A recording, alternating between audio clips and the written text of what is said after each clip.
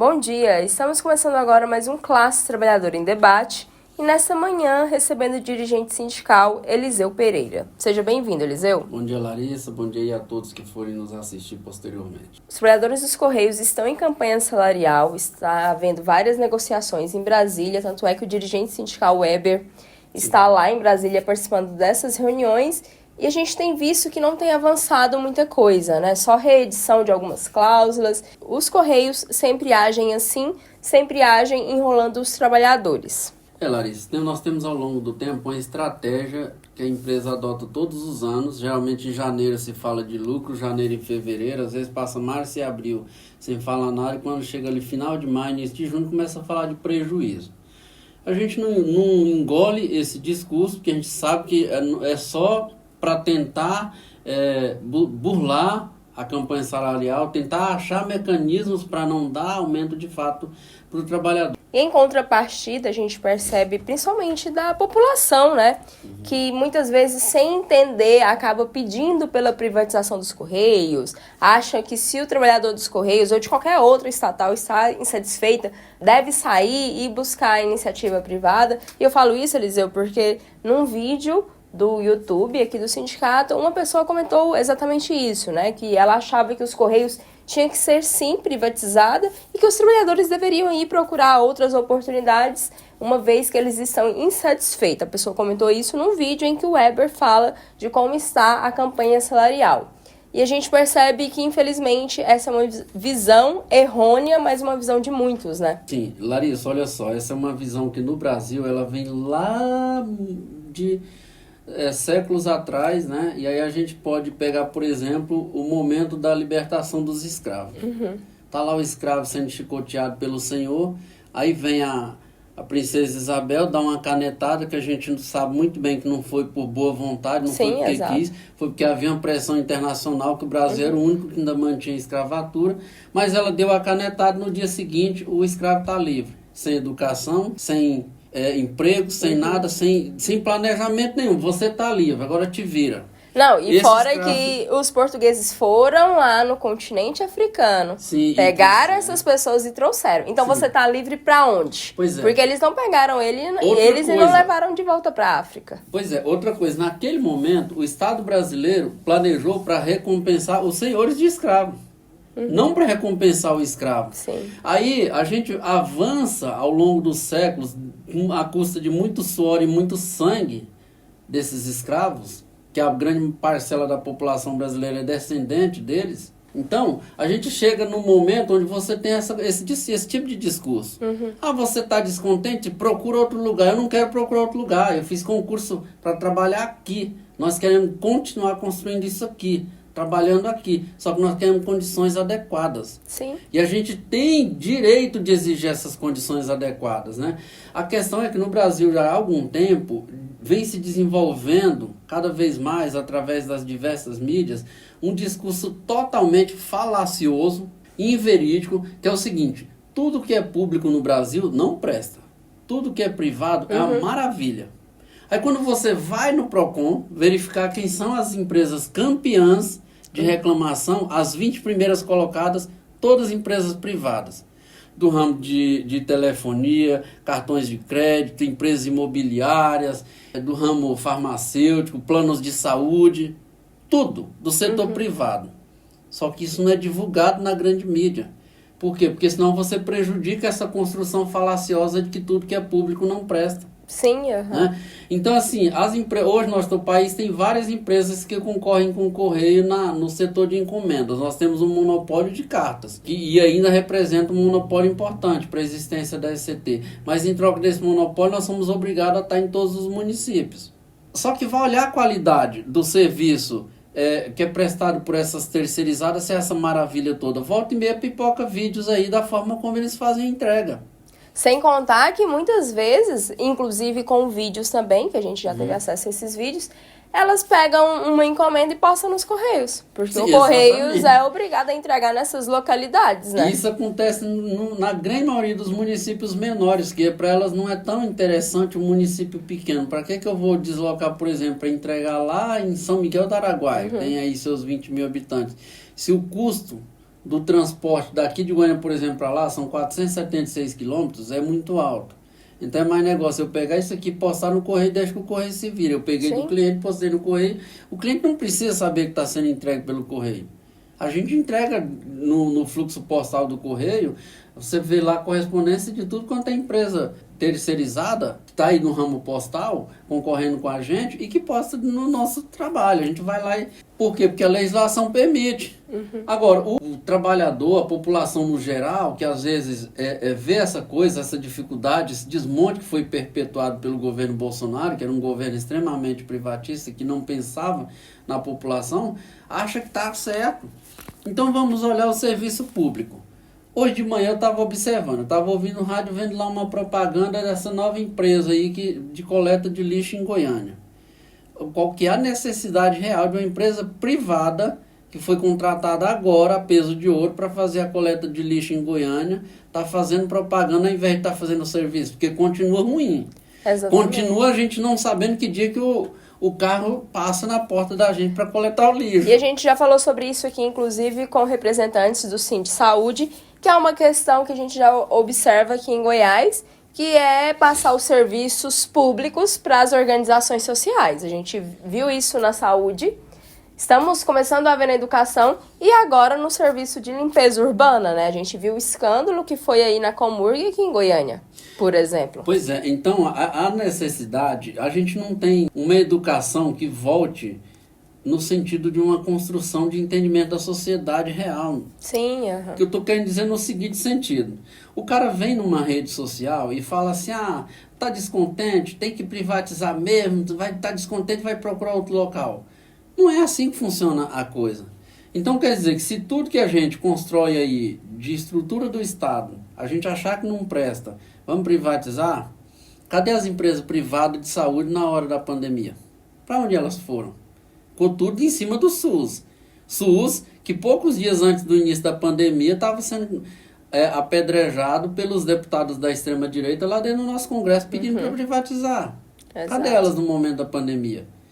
Entendeu? As empresas de ônibus aqui em Goiânia é tudo privatizado. Olha a qualidade do serviço, tanto péssimo, que é ruim. Né? Péssimo. Entendeu? Por que Goiânia está tão inflada de veículos? Não é porque a sociedade melhorou a qualidade de vida, tá todo mundo tendo dinheiro para comprar ônibus. É porque a população sabe muito bem a qualidade péssima do transporte em Goiânia. Isso sem levar em consideração que Goiânia é uma das poucas cidades do mundo que você paga antes de usar. E tem que ser à vista, no dinheiro.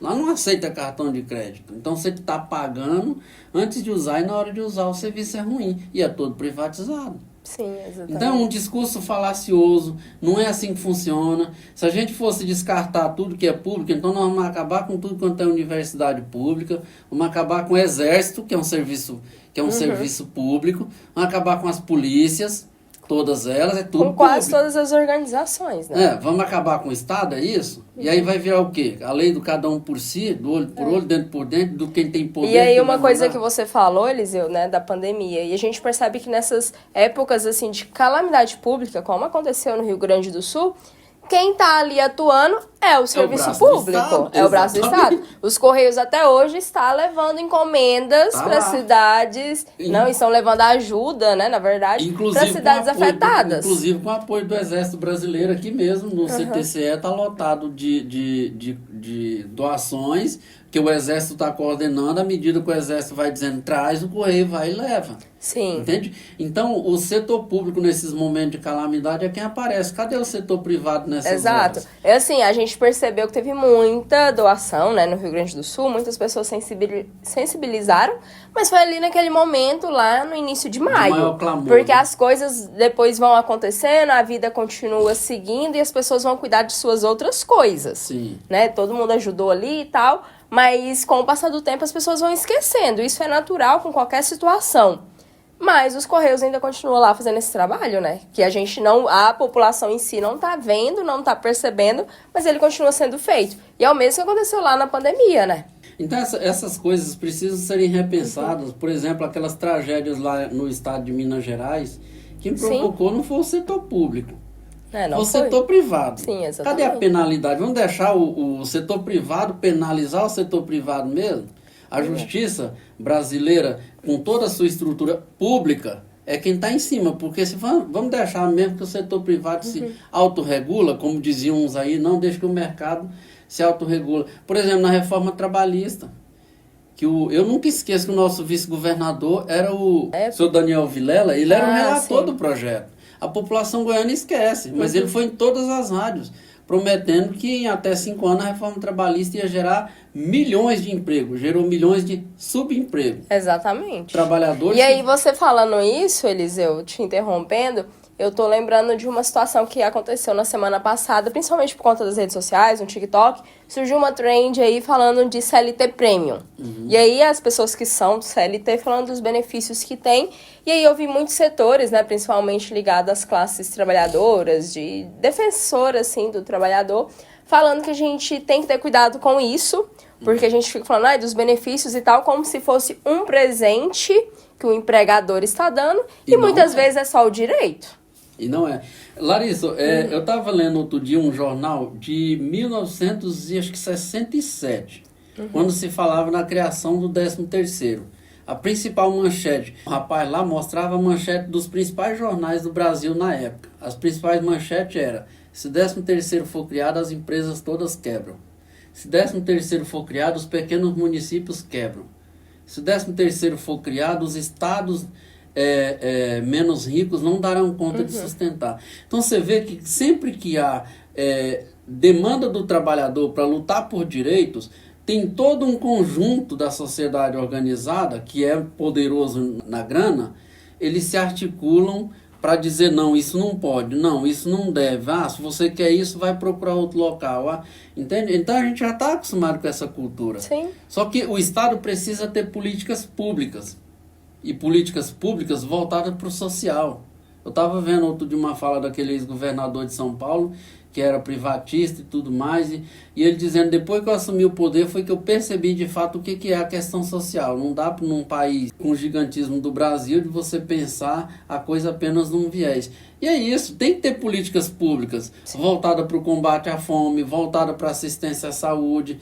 Num país onde você tem a pesquisa que eu vi a última vez de uns 3 anos atrás, mas as 3 pessoas mais ricas do país concentram renda equivalente a riqueza dos 70% mais pobres da população. Ou seja, isso significa dizer que 3 pessoas são mais ricas do que cerca de 140 milhões de pessoas no Brasil. É uma desigualdade acachapante.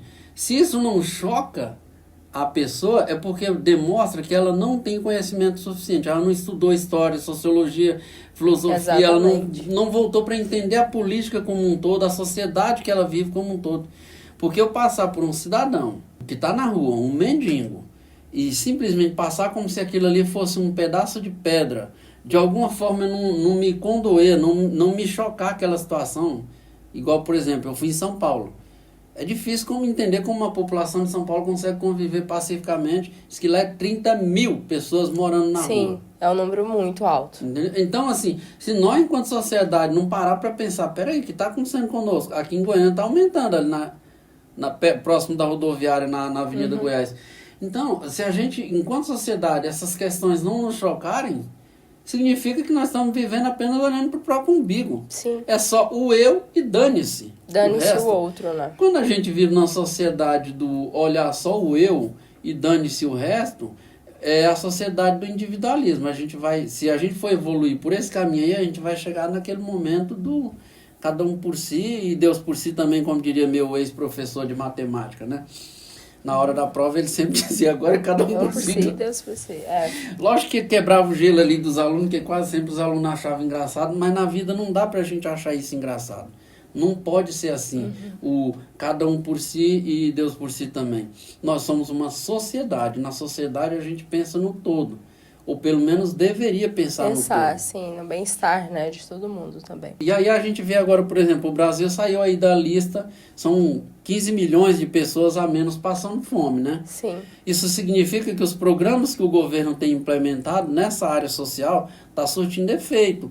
Felizmente a gente não vê mais aquelas imagens que vimos há 3 anos atrás, de gente na fila no açougue para comprar pé de frango. Comprar osso, né? Comprar osso. Promoção de pé de frango lá em João Pessoa, eu cheguei a ver isso na internet, promoção de osso lá em Cuiabá. Sim. Né? Então, peraí, O país é o campeão mundial na produção de soja.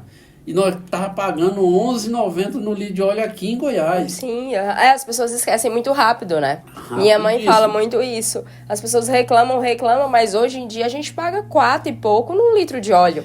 E lá na pandemia a gente chegou a pagar 12. Eu não me esqueço disso. Pois é, diz que o estado de Goiás, que hoje está beirando 8 milhões de habitantes, tem cerca de 32 milhões de cabeças de gado. Nossa. E nós chegamos a pagar, no quilo, por exemplo, dessas carnes aí de primeiro, nós chegamos a pagar 60 a 70 reais. Então, peraí, isso não foi... O litro da gasolina, eu cheguei a ver, gasolina 11,90 aqui dentro de Goiânia. E lá vi um vídeo lá de Rondônia, onde um cara numa Dodge Ram dizia assim, pra mim tá barato ainda. Então, quer dizer, a realidade dele é a realidade da sociedade, do todo. Acho que as pessoas precisam enxergar isso, né? Muitas vezes a pessoa compra um discurso ali, só repete, e não percebe que ela mesma não tem condição daquilo, né, que ela tá repetindo, né? Muitas vezes, tudo bem, a carne tá esse preço, mas eram pessoas que não estavam se alimentando bem. A gente tem eu acho que essa ilusão de achar assim, todo mundo come bem. Gente, comer bem não é só comer a carne ali, mas ter uma variedade de frutas, ter uma variedade de verduras, que não é todo mundo que tem essas condições, né? A gente sabe disso. Pois é, e a gente, para já caminhar aqui para o final, a gente coloca a questão seguinte. O trabalhador... A nossa legislação diz que a greve ela é um mecanismo do trabalhador a partir do momento que ele entende que determinada situação não está contente. Sim. Né? Nós não fazemos greve porque achamos greve divertido. Greve é um negócio extremamente desgastante psicologicamente, fisicamente, caro para o sindicato, mentalmente, caro para o sindicato, caro para os trabalhadores que, no geral, depois da greve, ou tem os dias descontados, ou tem que repor aqueles dias, fica devendo horas. Sim. Então, só que é uma ferramenta que muitas vezes a gente tem que lançar ela, porque é a única ferramenta onde a empresa se vê de alguma forma obrigada, seja pela repercussão na sociedade, através da imprensa, através das mídias, seja pelo acúmulo das das encomendas e correspondências paradas, de alguma forma ela se vê forçada a vir para a mesa de negociação, levar a negociação a sério. Sim. Então não é porque é engraçado ficar aqui em Goiânia, no caso de Goiânia, aqui em frente ao CTCE ou lá na Praça Cívica, tomando sol e ouvindo gente que não entende nada de movimento social, nos chamar de vagabundo. E quando nós tivemos um grande apresentador famoso aqui de Goiânia, nós fazemos uma movimentação pacífica no centro, e ele veio dizer que aquele bando de vagabundo está atrapalhando o trânsito. Quando a gente faz uma passeata durante o nosso movimento grevista, a gente comunica às autoridades com antecedência, mínima de 48 horas, para que haja ali um guarda de trânsito, para que haja uma movimentação no trânsito, no sentido de não gerar tanto transtorno. É óbvio que movimento social, quando está na rua, tem que gerar algum transtorno para chamar a atenção. Senão não vai dar resultado. Mas não é para provocar tragédia. A gente chama para alguém coordenar o trânsito, para não virar um acidente ali, entendeu? Exato. Senão, vamos fazer greve no domingo, vamos fazer greve em Caldas Novas, num clube em Caldas. Isso não existe. Isso é Alice no País das Maravilhas. Isso não existe. Sim. A gente está no mundo real. E no mundo real, para a gente ter direitos, a gente tem que ir à luta. Infelizmente, nós não somos como vereadores, prefeitos, deputados estaduais, federais, alguns setores da própria justiça que vão lá e aumentam os próprios salários na canetada ou na calada da noite. Nós não, nós temos que negociar, temos que ir para a luta e às vezes temos que ir para a greve, temos que paralisar e é isso. Quero agradecer então a sua participação, Eliseu, e até a próxima oportunidade. Até a próxima, e se tudo correr bem, não teremos greve, teremos aumento, de alguma forma, avanço na nossa campanha salarial. Se não correr bem, dia 7 nós vamos paralisar a empresa. Tá dado o recado.